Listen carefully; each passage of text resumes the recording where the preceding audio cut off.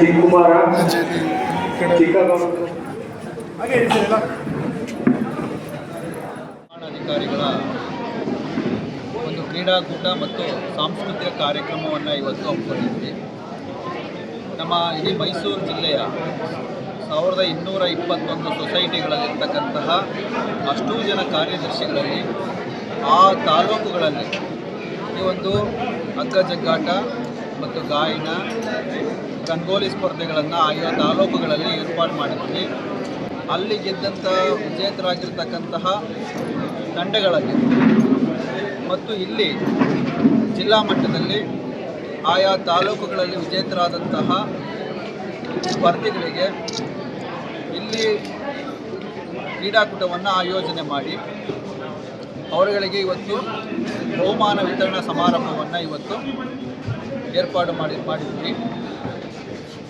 ಇವತ್ತು ಪ್ರತಿದಿನ ಕಾರ್ಯನಿರ್ವಹಣಾಧಿಕಾರಿಗಳು ತಮ್ಮ ಮನೆಯ ತಮ್ಮ ಕೆಲಸದ ಎಷ್ಟೇ ಒತ್ತಡ ಇದ್ದರೂ ಕೂಡ ಎಷ್ಟೇ ಒತ್ತಡದ ಮಧ್ಯೆ ಯಾವತ್ತೂ ರಜಾ ಇಲ್ಲ. ಒಂದು ದಿನ ಕೂಡ ಕಾರ್ಯನಿರ್ವಹಣಾಧಿಕಾರಿಗಳಿಗೆ ರಜೆ ಇರಲ್ಲ. ಹಾಗಾಗಿ ಅವರುಗಳಿಗೆ ಒಂದು ಎಂಟರ್ಟೈನ್ಮೆಂಟ್ ಕಾರ್ಯಕ್ರಮವನ್ನು ಮಾಡಬೇಕು ಅಂತೇಳಿ ತೀರ್ಮಾನ ಮಾಡಿ ಈ ಕಾರ್ಯಕ್ರಮದ ಇವತ್ತು ಸಮಾರೋಪ ಸಮಾರಂಭ. ಅವರ ಒತ್ತಡದ ಜೀವನದಲ್ಲಿ ಅವರುಗಳು ಕೂಡ ಖುಷಿಯಾಗಿರಬೇಕು ಅನ್ನೋ ಕಾರಣಕ್ಕೋಸ್ಕರ ಈ ಒಂದು ಕಾರ್ಯಕ್ರಮವನ್ನು ಆಯೋಜನೆ ಮಾಡಿದ್ವಿ. ಎಲ್ಲರೂ ಕೂಡ ಭಾಗವಹಿಸಿದರು. ಎಲ್ಲರೂ ವಿಜೇತರಾದಂಥವ್ರಿಗೆ ಈ ಸಂದರ್ಭದಲ್ಲಿ ನಿಮ್ಮಗಳ ಮುಖಾಂತರ ಶುಭಾಶಯಗಳನ್ನ ಹೇಳಲಿಕ್ಕೆ ಇಷ್ಟಪಡ್ತೀನಿ.